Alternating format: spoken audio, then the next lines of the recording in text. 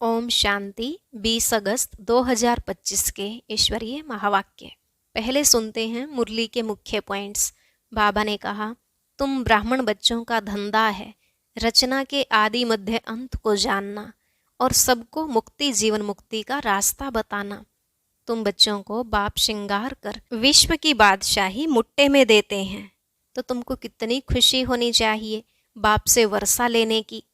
फिर बाबा ने कहा, तुम बच्चों को जास्ती खान पान के हंगामे में नहीं जाना चाहिए, अर्थात खाने पीने का जास्ती शौक नहीं होना चाहिए। अभी है कलयुग, इसके बाद सतयुग आएगा। तुमको तो खुशी में नाचना चाहिए। तुम अभी सच्ची कमाई कर रहे हो, स्वर्ग में तुमको सब कुछ नया माल मिलेगा। फिर लास्ट में बाबा ने कहा, भले वहाँ प्रजा को भी कोई प्रकार की तकलीफ नहीं रहती, परंतु ऐसे भी नहीं सोचना कि फिर तो प्रजा ही सही। सूर्यवंशी लक्ष्मी नारायण बनना है तो इतना पुरुषार्थ करना चाहिए। अब सुनते हैं महावाक्यों को विस्तार से। बाबा ने कहा, मीठे बच्चे, श्रीमत पर चल, सबको मुक्ति जीवन मुक्ति पाने का रास्ता बताओ। सारा दिन यही धंधा करते रहो। प्रश्न, बाप ने कौन सी सूक्ष्म बातें सुनाई हैं जो बहुत समझने की हैं? उत्तर, सतयुग अमर लोक है। वहाँ आत्मा एक चोला बदल दूसरा लेती है, लेकिन मृत्यु का नाम नहीं, इसलिए उसे मृत्यु लोक नहीं कहा जाता। दूसरा, शिव बाबा की बेहद रचना है। ब्रह्मा की रचना। इस समय सिर्फ तुम ब्राह्मण हो, त्रिमूर्ति शिव कहेंगे, त्रिमूर्ति ब्रह्मा नहीं। यह सब बहुत सूक्ष्म बातें बाप ने सुनाई हैं। ऐसी ऐसी बातों पर विचार कर बुद्धि के लिए स्वयं ही भोजन तैयार करना है। ओम शांति। त्रिमूर्ति शिव भगवानुवाच। अब वो लोग त्रिमूर्ति ब्रह्मा कहते हैं, बाप कहते हैं त्रिमूर्ति शिव भगवानुवाच। त्रिमूर्ति ब्रह्मा भगवानुवाच नहीं कहते, तुम त्रिमूर्ति शिव भगवानुवाच कह सकते हो। वो लोग तो शिव शंकर कह मिला देते हैं। यह तो सीधा है, त्रिमूर्ति ब्रह्मा के बदले त्रिमूर्ति शिव भगवानुवाच। मनुष्य तो कह देते शंकर आँख खोलते हैं तो विनाश हो जाता है। यह सब बुद्धि से काम लिया जाता है। तीन का ही मुख्य पार्ट है। ब्रह्मा और विष्णु का तो बड़ा पार्ट है, 84 जन्मों का। विष्णु का और प्रजापिता ब्रह्मा का अर्थ भी समझा है, पार्ट है इन तीन का। ब्रह्मा का तो नाम गाया हुआ है आदिदेव, एडम। प्रजापिता का मंदिर भी है। यह है विष्णु का अथवा कृष्ण का अंतिम 84वां जन्म, जिसका नाम ब्रह्मा रखा है। सिद्ध तो करना ही है ब्रह्मा और विष्णु।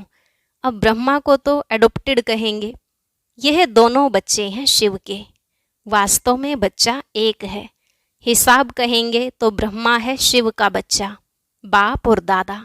विष्णु का नाम ही नहीं आता। प्रजापिता ब्रह्मा द्वारा शिव बाबा स्थापना कर रहे हैं, विष्णु द्वारा स्थापना नहीं कराते। शिव के भी बच्चे हैं, ब्रह्मा के भी बच्चे हैं, विष्णु के बच्चे नहीं कह सकते। न लक्ष्मी नारायण को ही बहुत बच्चे हो सकते हैं। यह है बुद्धि के लिए भोजन। आप ही भोजन बनाना चाहिए। सबसे जास्ती पार्ट कहेंगे विष्णु का। 84 जन्मों का विराट रूप भी विष्णु का दिखाते हैं, न कि ब्रह्मा का।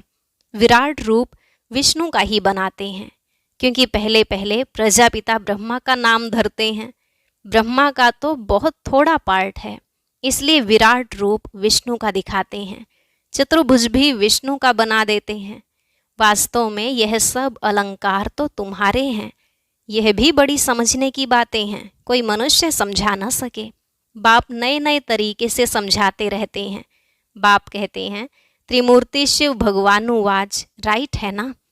विष्णु ब्रह्मा और शिव, इसमें भी प्रजापिता ब्रह्मा ही बच्चा है, विष्णु को बच्चा नहीं कहेंगे। भल क्रिएशन कहते हैं, परंतु रचना तो ब्रह्मा की होगी ना, जो फिर भिन्न नाम रूप लेती है। मुख्य पार्ट तो उनका है। ब्रह्मा का पार्ट भी बहुत थोड़ा है इस समय का। विष्णु का कितना समय राज्य है। सारे झाड़ का बीज रूप है शिव बाबा। उनकी रचना को शालिग्राम कहेंगे, ब्रह्मा की रचना को ब्राह्मण ब्राह्मणियाँ कहेंगे। अब जितनी शिव की रचना है उतनी ब्रह्मा की नहीं। शिव की रचना तो बहुत है, सभी आत्माएं उनकी औलाद हैं। ब्रह्मा की रचना तो सिर्फ तुम ब्राह्मण ही बनते हो, हद में आ गए ना। शिव बाबा की है बेहद की रचना, सभी आत्माएं बेहद की आत्माओं का कल्याण करते हैं, ब्रह्मा द्वारा स्वर्ग की स्थापना करते हैं। तुम ब्राह्मण ही जाकर स्वर्गवासी बनेंगे, और तो कोई को स्वर्गवासी नहीं कहेंगे। निर्वाणवासी अथवा शांति धाम वासी तो सब बनते हैं। सबसे ऊंच सर्विस शिव बाबा की होती है, सभी आत्माओं को ले जाते हैं। सभी का पार्ट अलग अलग है। शिव बाबा भी कहते हैं मेरा पार्ट अलग है, सबका हिसाब किताब चुकतू कराए तुमको पतित से पावन बनाए ले जाता हूँ। तुम यहाँ मेहनत कर रहे हो पावन बनने के लिए, दूसरे सब कयामत के समय हिसाब किताब चुकतू कर जाएंगे, फिर मुक्ति धाम में बैठे रहेंगे। सृष्टि का चक्र तो फिरना है। तुम बच्चे ब्रह्मा द्वारा ब्राह्मण बन फिर देवता बन जाते हो। तुम ब्राह्मण श्रीमत पर सेवा करते हो, सिर्फ मनुष्यों को रास्ता बताते हो। मुक्ति और जीवन मुक्ति को पाना है तो ऐसे पा सकते हो, दोनों चाबी हाथ में है। यह भी जानते हो कौन कौन मुक्ति में कौन कौन जीवन मुक्ति में जाएंगे। तुम्हारा सारा दिन यही धंधा है। कोई अनाज आदि का धंधा करते हैं तो बुद्धि में सारा दिन वही रहता है। तुम्हारा धंधा है रचना के आदि मध्य अंत को जानना और किसको मुक्ति जीवन मुक्ति का रास्ता बताना। जो इस धर्म के होंगे वह निकल आएंगे।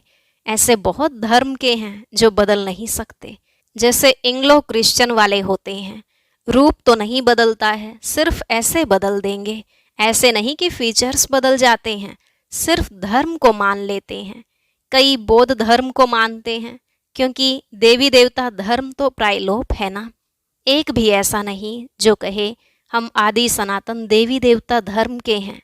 देवताओं के चित्र काम में आते हैं। आत्मा तो अविनाशी है, वह कभी मरती नहीं। एक शरीर छोड़ फिर दूसरा लेकर पार्ट बजाती है।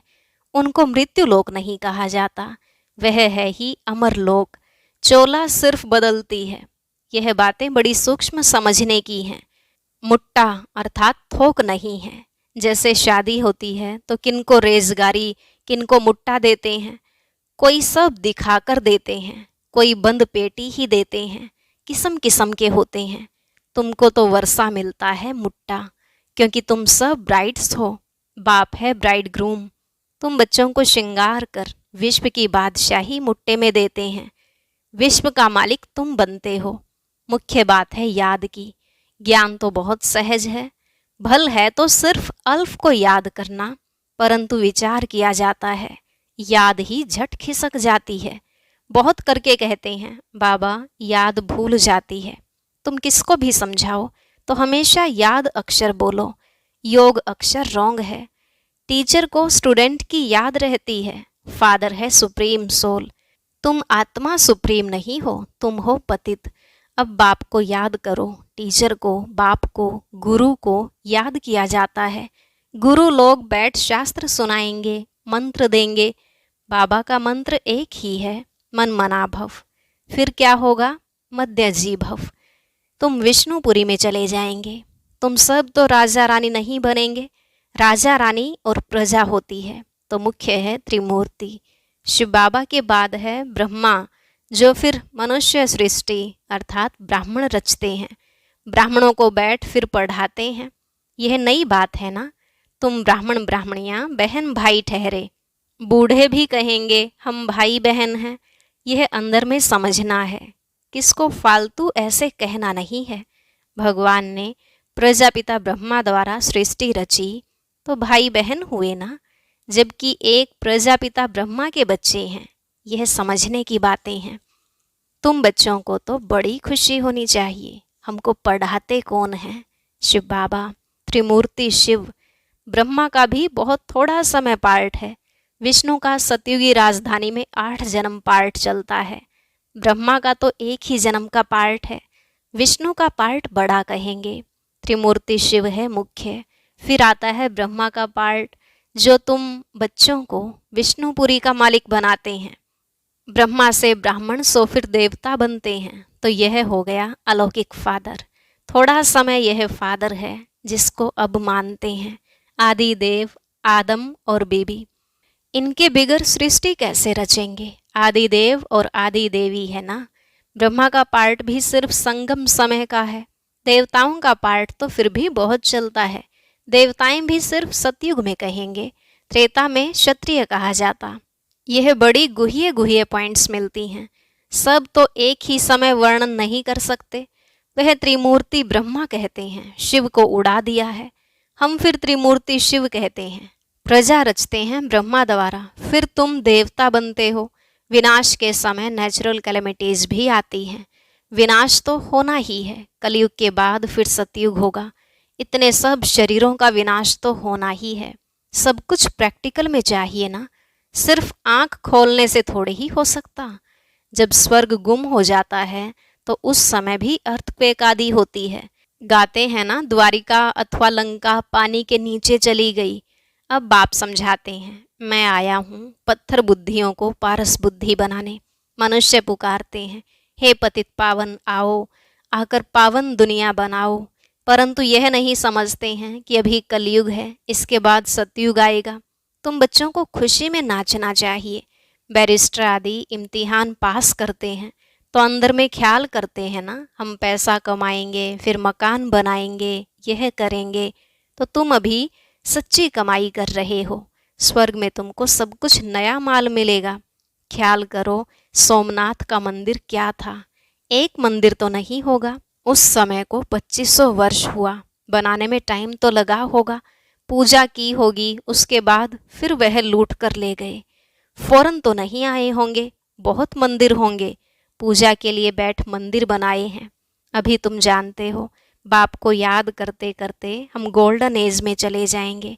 आत्मा पवित्र बन जाएगी। मेहनत करनी पड़ती है। मेहनत बिगर काम नहीं चलेगा।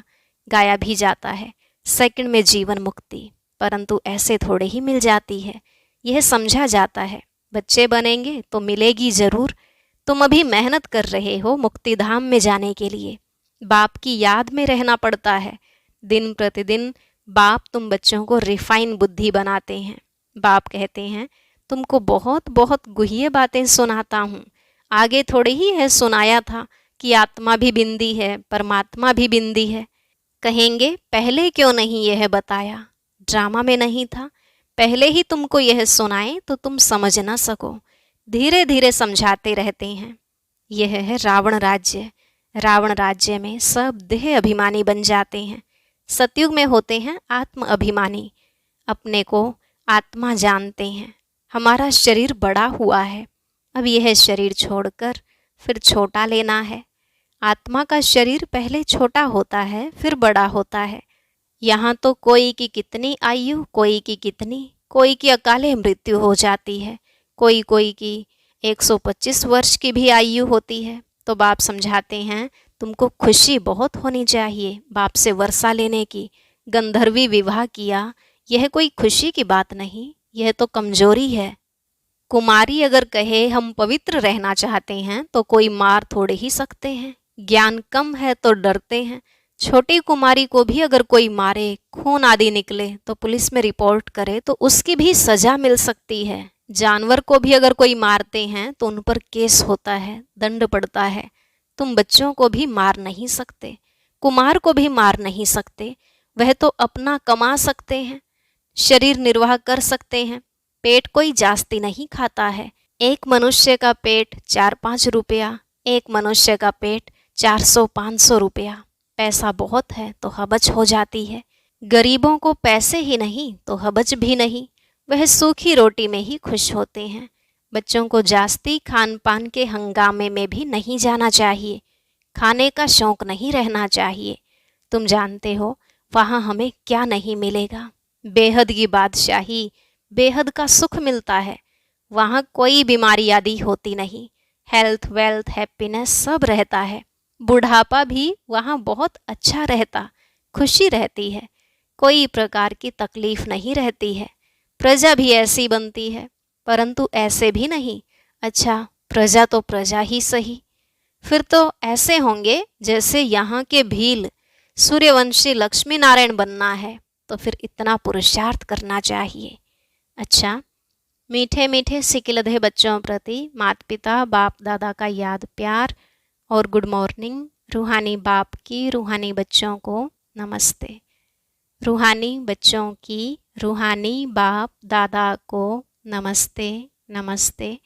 गुड मॉर्निंग, शुक्रिया बाबा, शुक्रिया। धारणा के लिए मुख्य सार। पहला पॉइंट, हम ब्रह्मा की नई रचना, आपस में भाई बहन हैं। यह अंदर समझना है, किसी को कहने की दरकार नहीं। सदा इसी खुशी में रहना है कि हमें शिव बाबा पढ़ाते हैं। दूसरा, खान पान के हंगामे में जास्ते नहीं जाना है। हबच लालच छोड़ बेहद बादशाही के सुखों को याद करना है। आज का वरदान, अनेक प्रकार की प्रवृत्ति से निवृत्त होने वाले नष्टो मोहा स्मृति स्वरूप भव। अनेक प्रकार की प्रवृत्ति से निवृत्त होने वाले नष्टो मोहा स्मृति स्वरूप भव।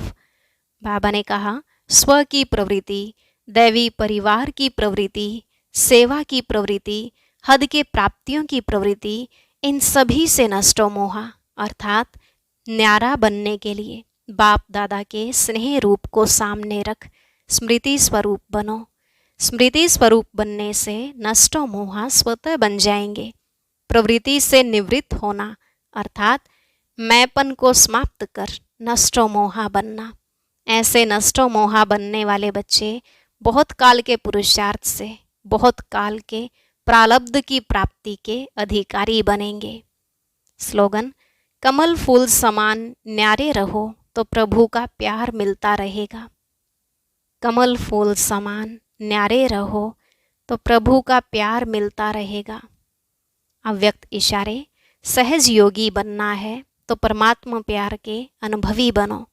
जो नंबर 1 परवाने हैं उनको स्वयं का अर्थात इस देह भान का, दिन रात का, भूख और प्यास का, अपने सुख के साधनों का, आराम का, किसी भी बात का आधार नहीं। वे सब प्रकार की देह की स्मृति खोए हुए अर्थात निरंतर क्षमा के लव में लवलीन रहते हैं। जैसे क्षमा ज्योति स्वरूप है, लाइट माइट रूप है, वैसे क्षमा के समान स्वयं भी लाइट माइट रूप बन जाते हैं। ओम शांति। अब सुनते हैं आज का अव्यक्त ज्ञान मोती। इसके लिए ऊपर दिए गए बॉक्स पर क्लिक करें।